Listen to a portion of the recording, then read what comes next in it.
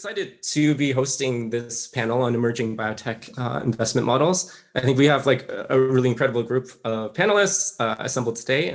We kind of spanning the entire spectrum of different investment models. So we have everyone from kind of like unique spins on traditional VC to company building, but also Web3. So excited to dig deep from that. Maybe just a quick few words on like why I think this is really important, this panel. I think number one, this panel is like a great opportunity just to share all the different diverse ways that people are approaching investing in longevity biotech and all the different models and structures being used. But I think it's also a rare opportunity for all of us to come together, all these different investment leaders representing these diverse models with all their unique perspectives to come together, potentially to discuss challenges in the industry, but also maybe brainstorm solutions or ways to collaborate. So yeah, without further ado, I'll just quickly reintroduce our panelists. So we have Alexandra Bause from Apollo Health Ventures, Juliette Han, Chief Operating Officer at Cambrian Biopharma. We have Laurence Ion, deal flow steward and core team member at VitaDAO, and Miri Polachek, general partner at Quadrascope. So welcome. Just a couple of notes about agenda. So we have about 40 minutes or so for our panel. I have a couple of questions. Basically, feel free to jump in whenever you like. Just kind of want to keep this as a informal, free-flowing conversation. You don't have to wait for me to like bring you in or anything like that. If you want to just like interject, just go ahead and do so. But yeah, without further ado, I guess we can get started unless there's any questions from our panelists. Yeah, maybe we can start with just like some background context on each person in the panel, and maybe a bit about your organization and the different model that you guys are employing to invest in the longevity biotech space. And maybe you can even comment on like some of the pros and cons of that approach. But yeah, let's kick it off. Maybe Alexandra, you can tell us about the work you guys are doing at Apollo and in the venture building space. Sure, thank you, Nate. Yeah, Apollo Health Ventures is a venture capital fund, but we are also a company builder. So about 50% of our investments are going towards company creation. We are based in Europe, primarily in Germany, but we also have an office in Boston. We also spread our investments across Europe and the US. And for our venture creation aspect, we are really location agnostic. That means that we are looking primarily for promising longevity science, and then we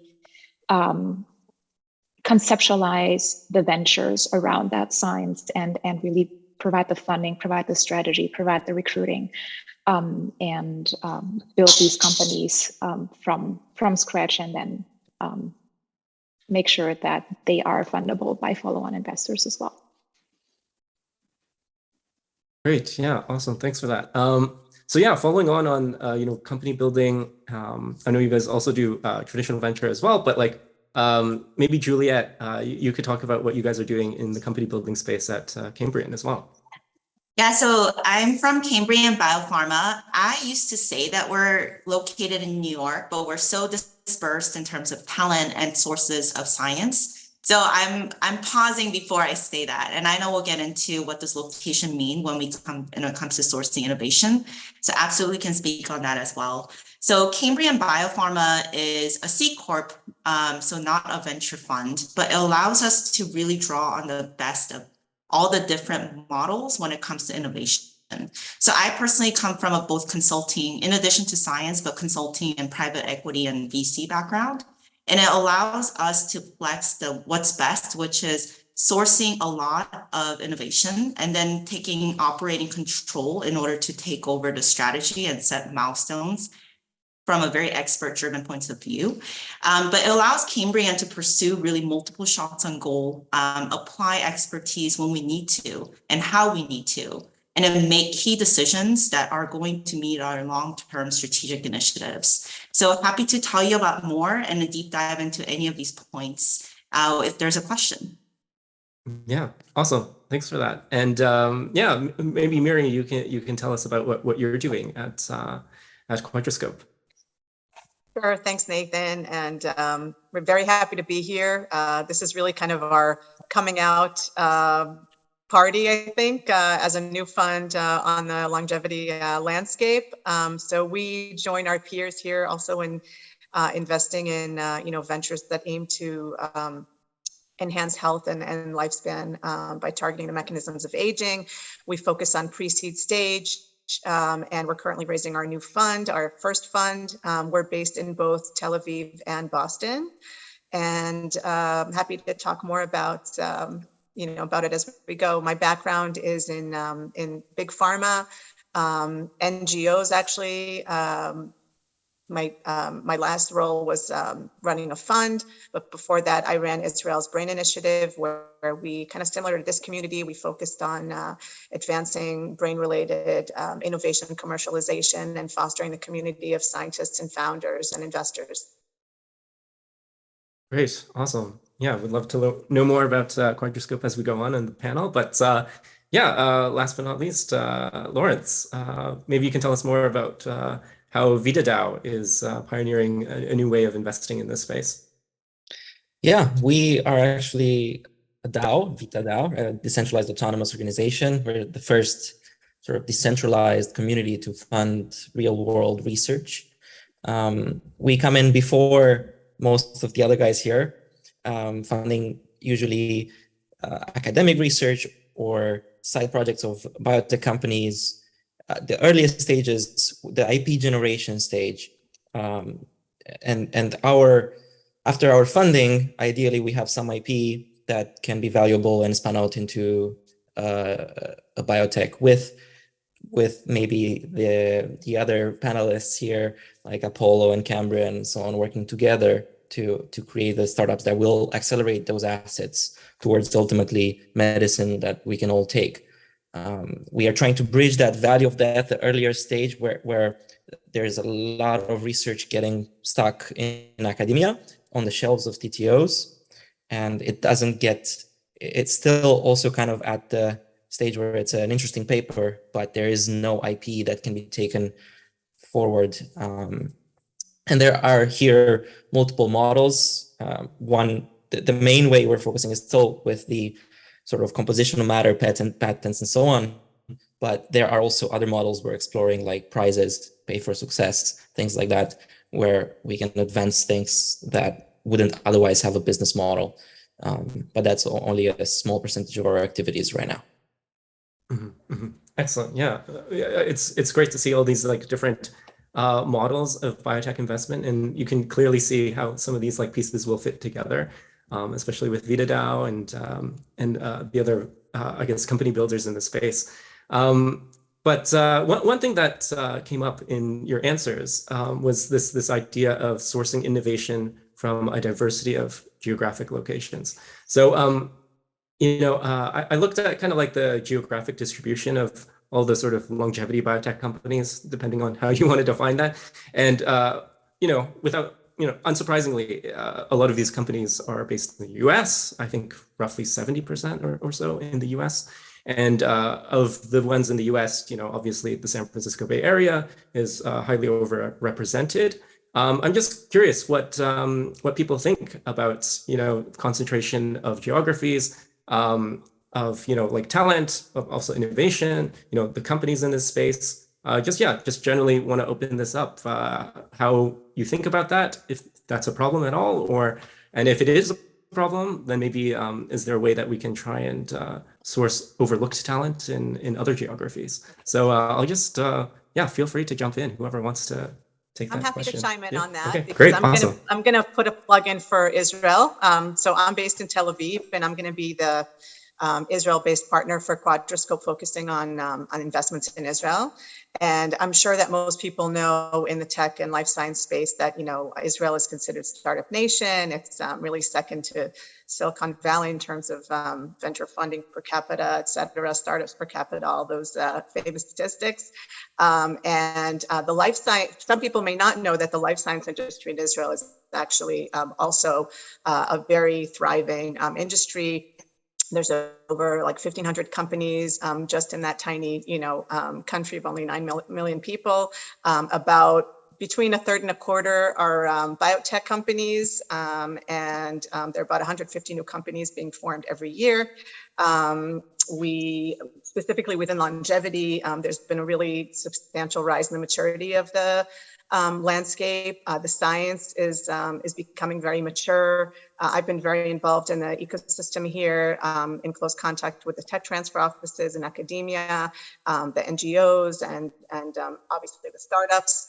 And so we're really excited to be a new player. Basically, there's no other longevity focused fund in Israel, so we're going to be there now to really drive sort of fostering innovation and building out the community and the ecosystem to kind of raise awareness and support founders and scientists.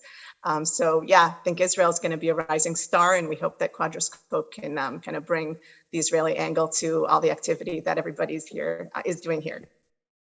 Yeah. I'll give +1 to Israel. We actually have a recent partnership coming out of Tel Aviv, and we could not be more happy with the caliber of scientists that are there. And the way I would like to liken the process is actually just like shopping. So if you say, I want high caliber few items of clothing, you might say, okay, well, there's a few brands I know I like. I know they have high quality, so let me go see what they have. And you go and you're driven by what they offer.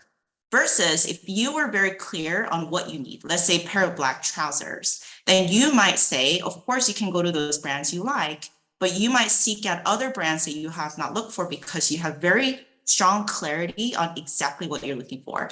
And I think longevity has a leg up on other industries in this way, because the mechanisms that will allow us to understand longevity is so broad.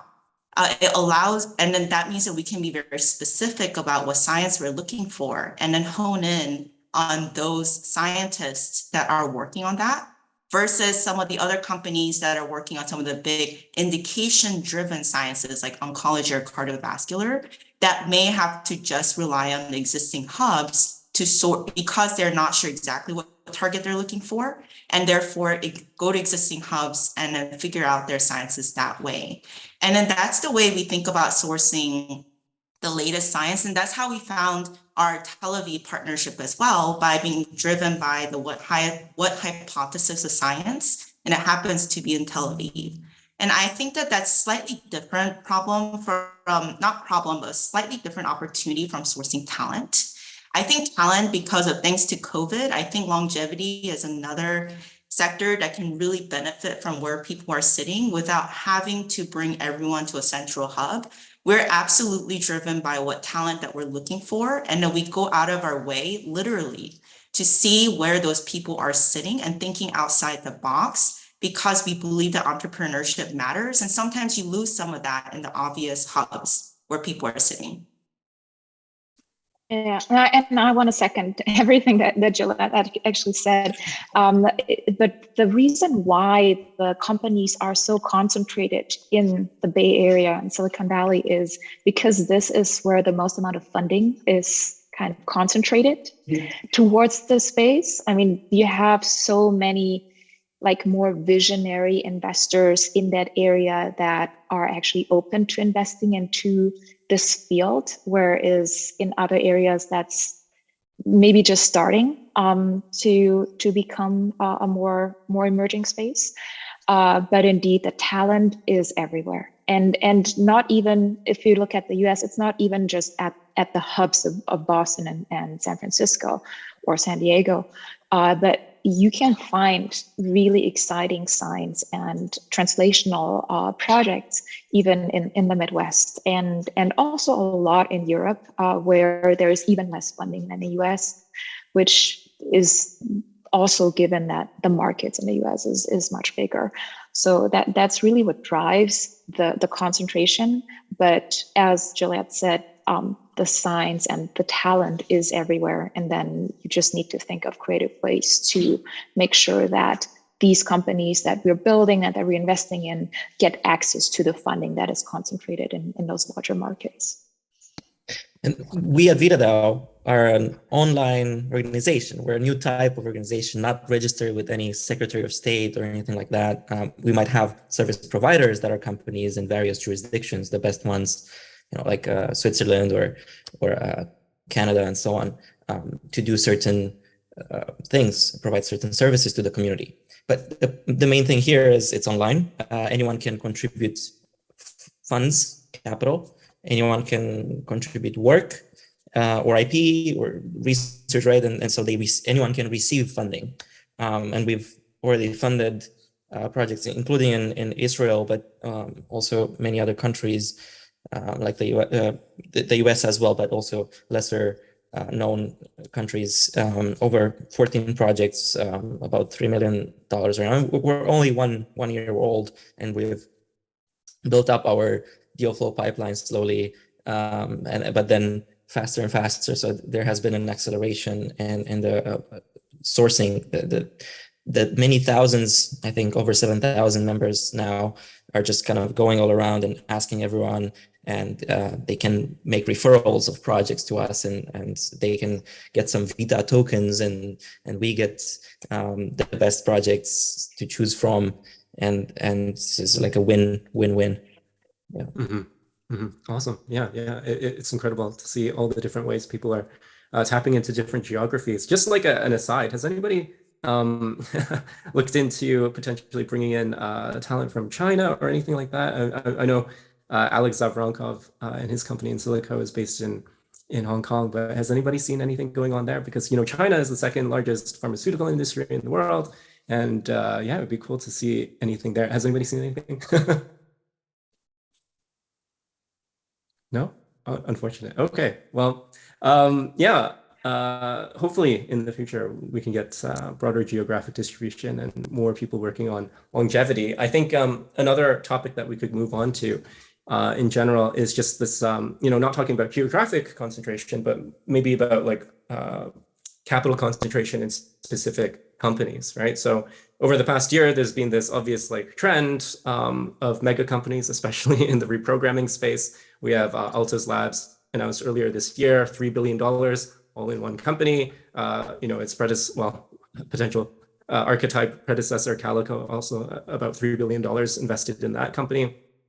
We have also other companies that have been formed, seed financings of like $100 million plus in retro bioscience, New Limit, and so forth.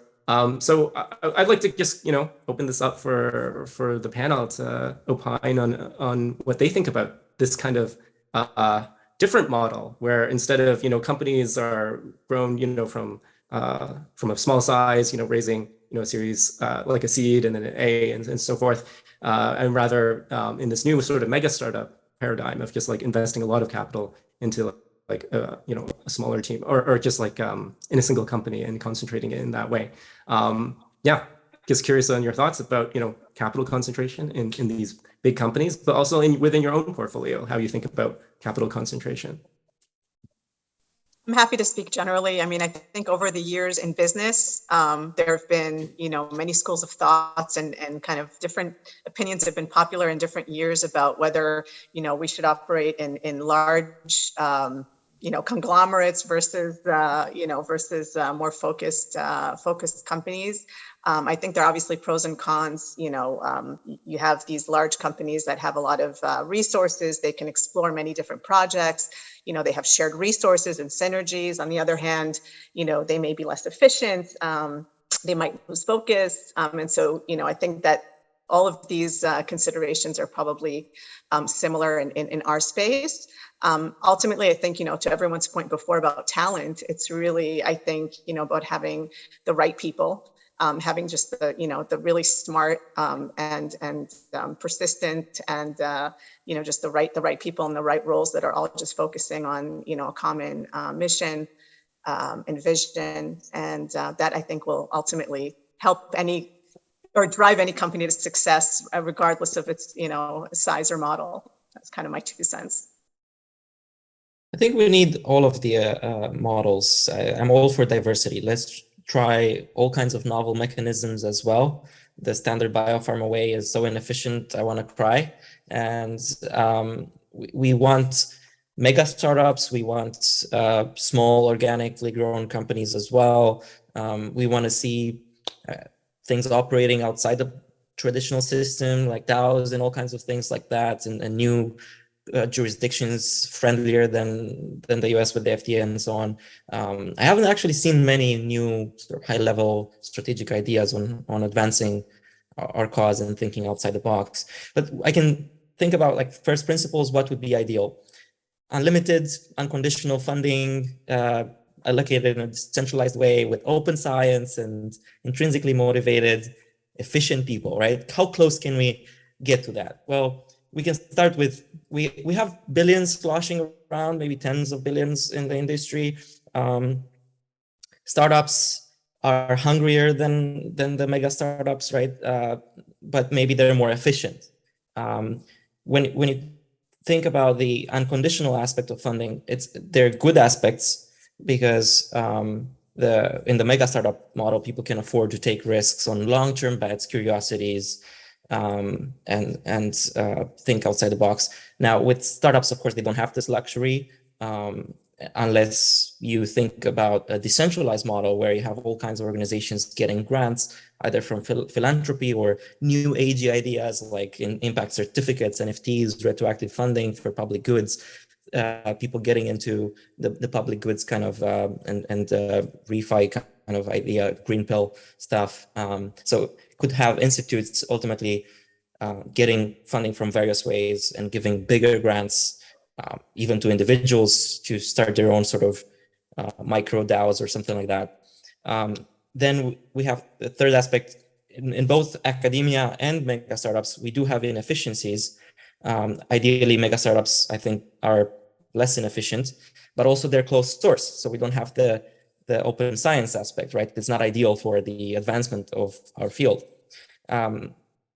Here, usually you have the basic research being funded but mostly by governments, but they're failing to allocate capital properly. They're putting in so much capital in individual age-related diseases, but they're not looking at aging. And even the National Institutes of Aging is mostly on Alzheimer's and also like social aspects about elderly and so on instead of, anyway, you know all of that. This audience is quite probably familiar with all of this stuff. But the point is, we could, ultimately humanity is the beneficiary of all these advancements, and they're the best fit to fund open and basic research.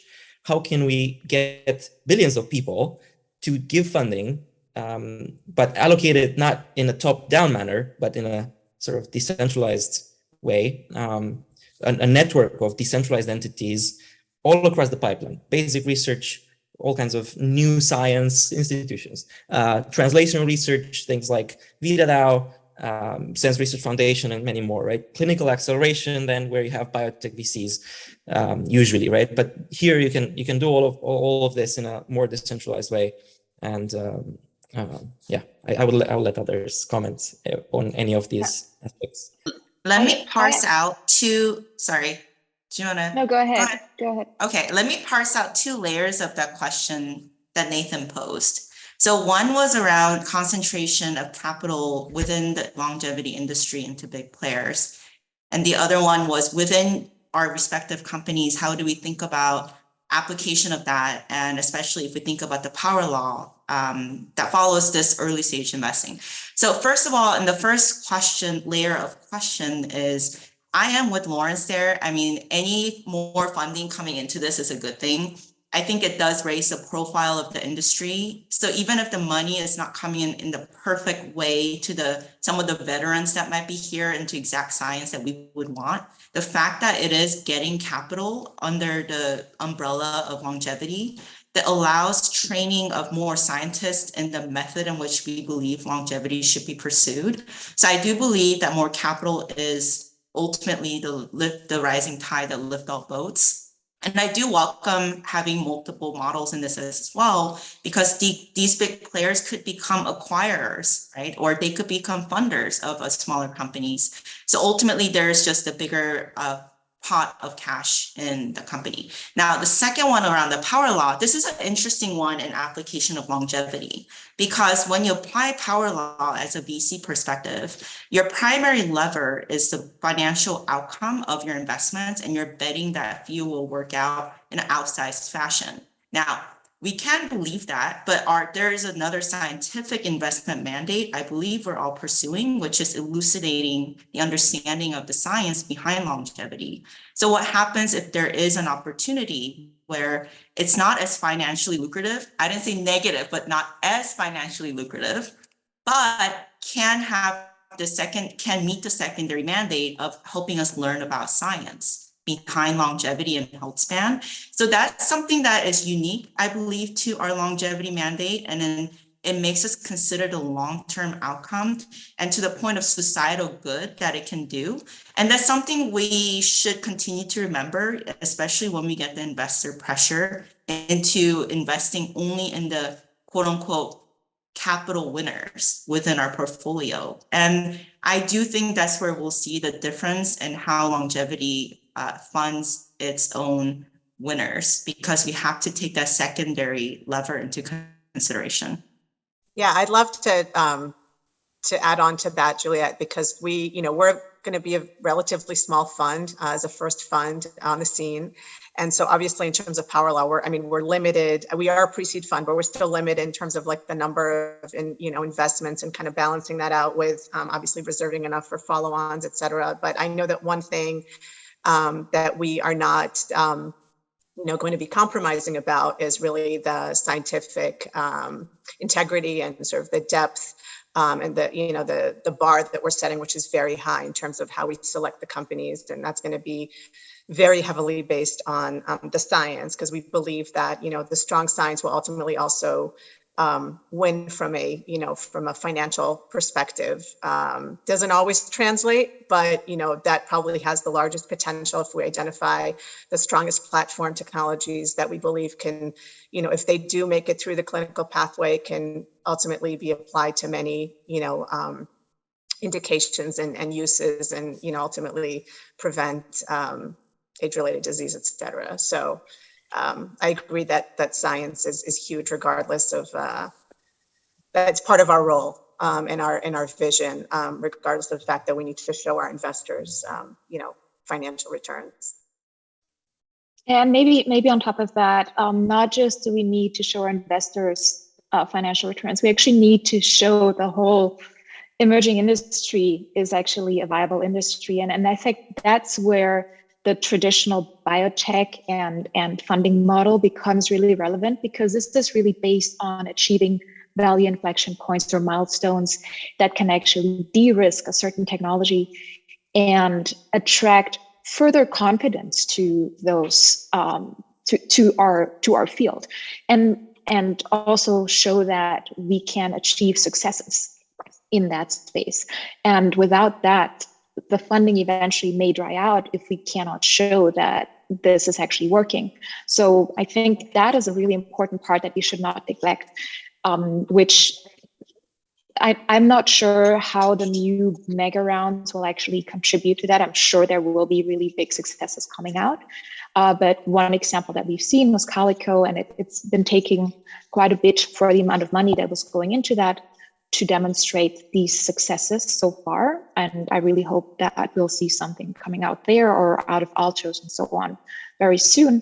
But that being said, I think there is a lot of value in providing very broad funding to brilliant, to drive brilliant science. But even that should be kind of focused towards making sure to reach those value inflection points where we can then continue to drive the success of the overall industry. I gotta say, regarding this capital concentration thing, we're not a VC fund, so we have way more freedom to operate in a different manner, to give capital faster than grants and even VCs. We're more interested in return on mission than the return on investment. And it's different because we have a token, we have network effects with that token. People can join, the network can grow so much. And it's just a different model. It's not like a fund where you have to have the profits given out. Here, we obviously want to fund things that will bring proceeds so we can recycle that into the treasury, fund even more research, have even more impact, and so ultimately advance more research to the biotech startup stage. We don't need to necessarily go all the way, but I think the standard assumptions in biotech VC might need to be thrown out a little bit, at least as a diversity thing, right? You can have some funds that operate in the traditional biotech VC type, where indeed you don't have the 10,000x, 100,000x returns like you have in tech with a seed investment in Facebook or something, right? Usually orders of magnitude smaller in biotech, but I think that's mostly because you usually exit in phase 2. It's this weird dynamic with pharma having a lot of money, being very inefficient, and then going and buying biotechs in around phase 2. I know Sergio said they have enough money to buy all the biotechs, right? Of course, they're not going to necessarily do that, but that kind of skews things. And I think with the way we do things, you've seen a platform, a panel on a speech on the IP NFTs. We can go with the asset and only win if the asset wins, initially with some licensing and so on, so it can happen quick too, but we can go all the way towards market. And the reason I'm saying we can kind of throw out the window some assumptions from the old-fashioned way is that we might not need to keep such a huge percentage of companies. Tech VCs used to do that before, by the way, as well, before realizing that trusting the geeky hackers to be CEOs instead of installing professional CEOs will bring better returns. And I think it's even more important in longevity biotech because you need to keep the vision, label, expand quickly, address aging instead of pigeonholing to a specific disease and milking the cash cow. But the main point here is we don't necessarily need to talk about billion-dollar drugs anymore. If we really label, expand quickly, and we get done on the lobbying side and advocacy and so on, all of that, we could have billions of people buying the drugs. So that you can talk about trillion-dollar drugs as well. So the equation, I think, changes, and you can actually enable all of those, just the spray and pray approach as well, because ultimately that brings in more return on mission because you get more bets, you get more early stage research become startups. So absolutely. Great. Yeah. Thanks for all the opinions there. A lot of stuff to think about. I know we're coming up on time, so I just want to maybe just ask one last question before we open up for audience Q&A. So this one is more about growing the industry in general. So depending on how you define a longevity biotech company, there's roughly 150, maybe up to 200 companies developing therapies to target aging. And sure, that's a lot more than there was maybe 10 years ago, but compared to other fields like, I don't know, like oncology startups, right, where there's thousands, and big pharma, devotes a lot of their funding towards developing therapies for cancer as well, which cancer is an age-related disease, et cetera, et cetera. Yeah, I'm trying to figure out how you guys think about growing this industry in the sense of cultivating more founders potentially, or if there's any other bottlenecks that you think are preventing sort of the growth of this field and more companies being formed. So context, I think back in 2018, Laura Deming launched the H1 accelerator, and that was really great. Y Combinator also tried to start a biotech accelerator as well. That was focused mostly on longevity, and they had a special deal and so forth. But most of these initiatives were not sustainable. So yeah, so I'm just trying to open up the floor to any of your thoughts about different models for founder cultivation, or if you think that there's something else that's preventing more companies from being founded in this space. Yeah. I have a different orthogonal idea. So, Sure. So I wonder if we can help existing companies that are working on other clear diseases reframe how their research could be applied towards understanding longevity. Because ultimately longevity and the sciences underlie them, if the mechanism or the pathway is, or the target is ultimately going to do something in our body so amazing that it's causing aging or not, we can cure aging, then it might be causing other diseases. Now, the fault is that we as society, but really pharma companies, focus on the primary lever of cure, which may be cancer, cardiovascular, oncology, all those things. And they stop the research right there, right? So but I wonder if we can actually, the easy win to accelerate the findings might be to set a standard of how do you define a pathway to understand aging, and then see if we can fund somehow or incentivize these companies to reframe what they're learning into a longevity outlook. So beyond whatever they want to market for or whatever they're funded for, how can we leverage those learnings to be centralized in some data-driven manner to mine that, and then cultivate others to take on the leadership role of pushing that to the next level of developing into a therapy. So I think right now there are too many, because longevity as a field is still smaller and new, people are not seeing it the way we are seeing the opportunities. And then I think it's on us to elevate how we view longevity to be so applicable and so central to the science that everyone else is studying, that we should get the word out there. And I think that can really open the floodgates. And then people who don't even see it as longevity don't even need to think that they're working on longevity. Yeah, absolutely. I like that I love that idea. idea. Yeah, I was going to say, I think regardless, whether it's kind of addressing existing companies or getting new companies off the ground, it really is a big outreach effort that I think we all are in it together to drive. It's outreach, it's education, it's awareness, and a lot of these organizations like Lifespan, are at the forefront, bringing us together to do that. But we need to come out of our own community and really drive much more, awareness, but also be very, I think, create a culture of accessibility. Because, as investors, I think in many industries, founders don't and scientists don't see VCs or investors as being very accessible and very welcoming to having, initial conversations and giving them sort of time and being open to hearing their ideas and evaluating, what they're working on. So I think in an emerging area like ours, we need to be as accessible and welcoming as possible. That was my experience driving brain-related innovation, both at the NGO and at Joy Ventures, where we focused on mental health. It was outreach, but it was also, in order to foster the community of scientists and founders, it was very much just being accessible and just being welcoming and supportive.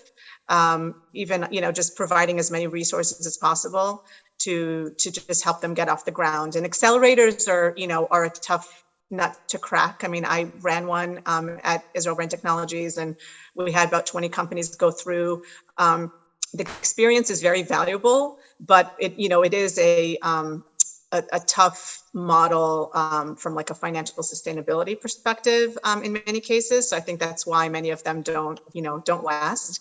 But I think the companies themselves and the founders do get a lot of value from being connected to, all the relevant networks of experts and investors. And so that helps, it does accelerate in many cases their arrival at their critical early, milestones, whether it's getting that initial check or even just getting their pitch deck ready. And so I'm very much in favor of finding a way to, to just make these resources accessible to the founders at the early stages.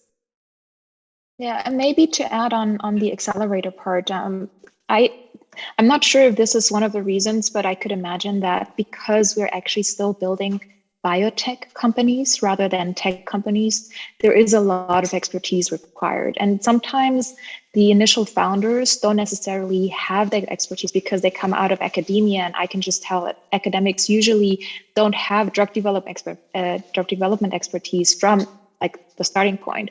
So they may develop that over time, but in order to make sure that these companies really become successful, you may need to enhance a team with that expertise. And either you can do that through providing it out of your fund, which sometimes we do at Apollo, but most importantly, we try to recruit the relevant expertise right into the companies, bringing medicinal chemists, if there are none, or drug developers, people who have run and brought drug development projects to the clinic before, just to make sure that these companies become successful. And that's, I think, the talent, bringing in talent is one of the most important parts. And usually founders need to be aware that they may not be able to do everything on their own. They need to bring in this expertise from outside ASAP. One thing that might help is leveraging this new economy where people can kind of contribute a little bit. So we at VitaDAO can allow people, it's open and permissionless. Anyone can sort of come in and contribute a little bit. It's kind of like a Reddit where you can kind of vote and on what the organization does using the tokens. So where the capital is allocated, but also internally.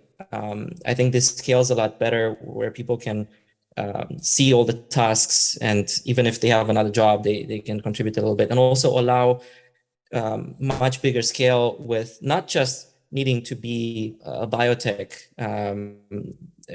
operate or a biotech executive or things like that, like have the exact expertise. We can use anyone's skills, I think, even if it's marketing and project managers and lawyers and things like that, to scale here. And I think most accelerators usually either didn't get enough startups that they could accelerate, or it wasn't really worth the effort as well for their fund, right? But for us, it's really, really worth it because we're taking, we're going so early stage that it's mostly research and IP generation, but most academics are not the best at entrepreneurship and the commercialization aspect. So it's paramount for us to kind of incubate and use this huge network to get more talent, biotech operators, entrepreneurs, and make matchmaking, researchers with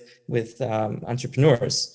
And so we can then, all of us on stage, seems like we have a pipeline here, right? Like super early company building, and then classic VC funds as well.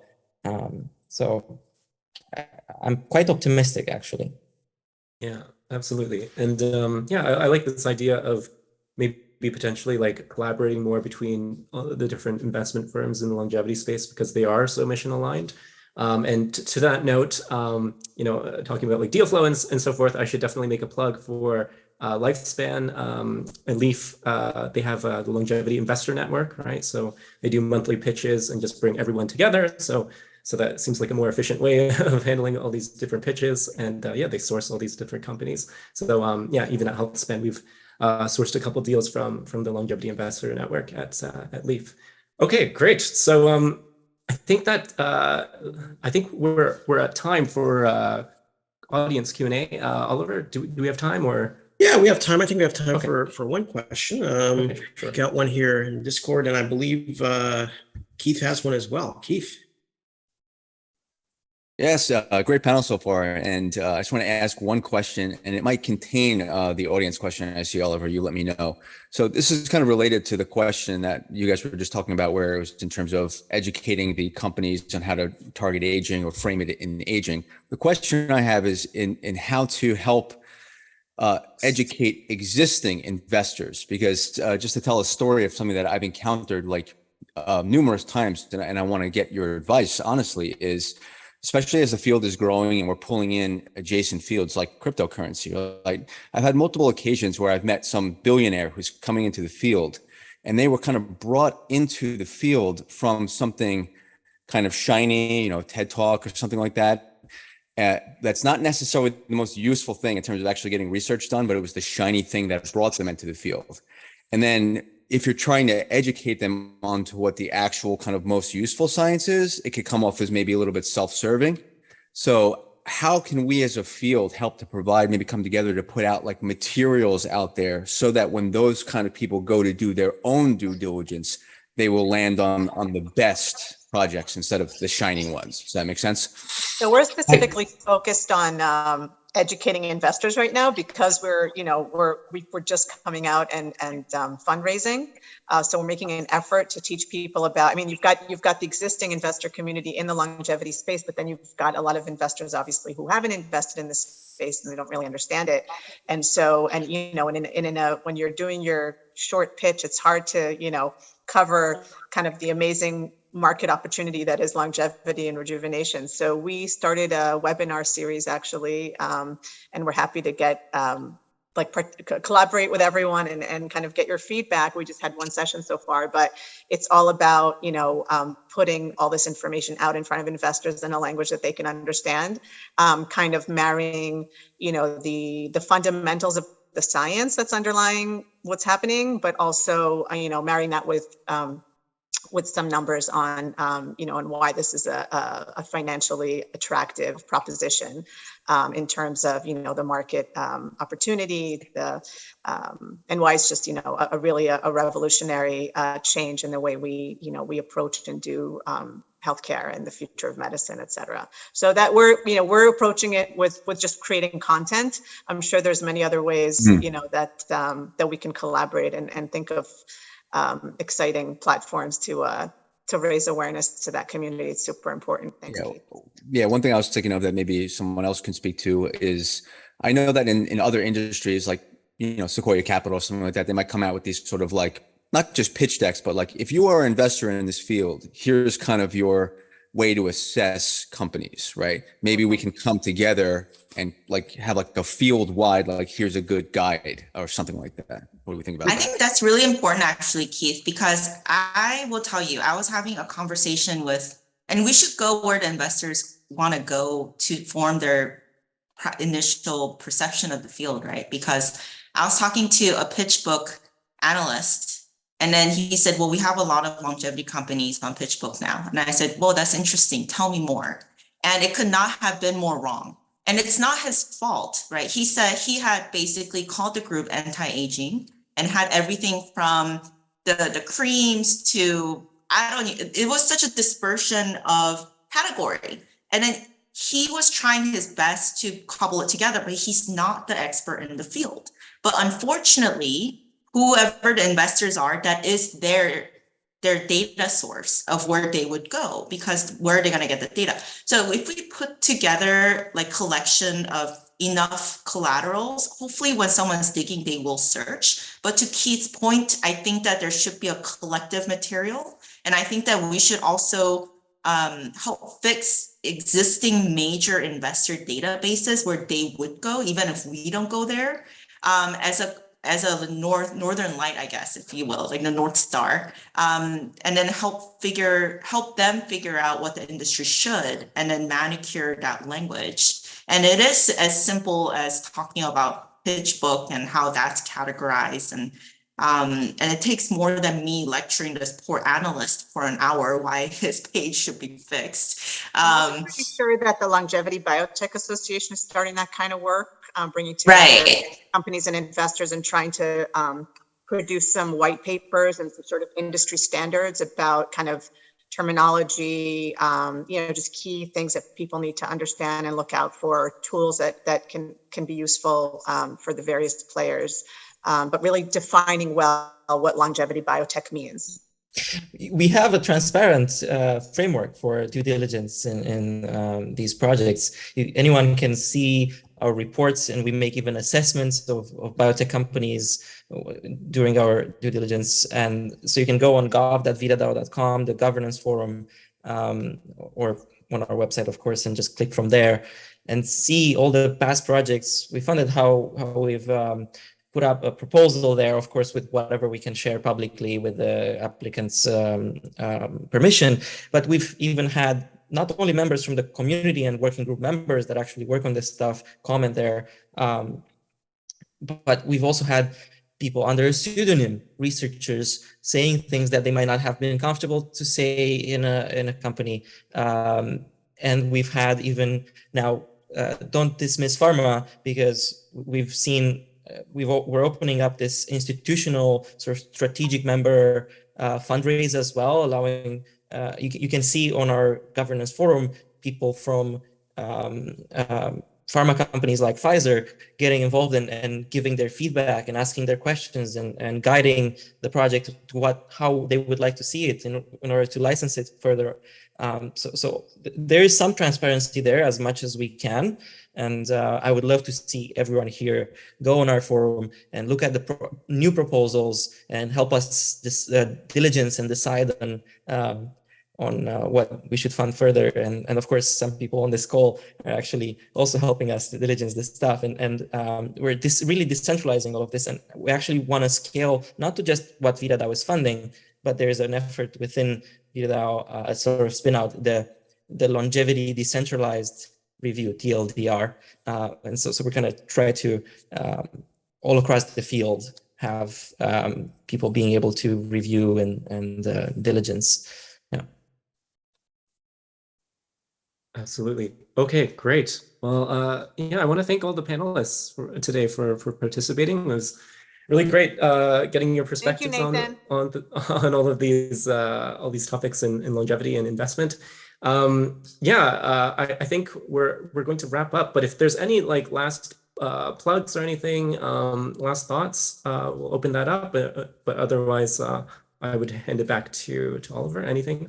Maybe we can go around. Miri, any like final words? Yeah, I'm just, I'm inspired by kind of the desire to, despite, sort of different models and different geographies, everyone is really thinking out of the box to make this move forward and think of ways to work together. So I'm taking my takeaway is to, reach out to everyone, follow up and find ways for us to work together and help each other pushing this, pushing this industry forward. Thank you. I'm very honored to have had this conversation with all of you, and I can't wait for us to have the next set of problems, which is we have too many longevity companies. What do we do next? So can't wait until we get to that point together. I'd love to see everyone here also join our Discord, hang out with us. It's really a fun community. You can find tasks to do. I would love to get, of course, thousands more people working and hundreds of thousands of people holding tokens, voting on what research we should fund. Ideally, we would get, of course, billions so we can fund so much more. Just even institutional contributors helping us with deal flow, not only capital. So we've had a Genesis sort of fundraise when we launched, and that got us about 5 million. And now we're doing a new sort of institutional fundraise as well. So finally allowing other VCs and pharmas and so on to join and help us, not just with capital, but also with deal flow, due diligence, marketing, all of that stuff. So yeah, I want to see everyone getting in. And I just want to emphasize that I'm so impressed of where the field went, like since we started in 2016, which is 6 years ago, and where it is now, and the amount of funding that's going in, and the amount of companies that are forming, and the amount of funding models that are developing. It's just so incredible to be witnessing all of that, and I'm really excited about where this is going. Great, awesome. Okay. I think that wraps it up. And thank you again, all the panelists. It's been great. And and thank you, Oliver, for having us, and all the folks at Lifespan and Leaf.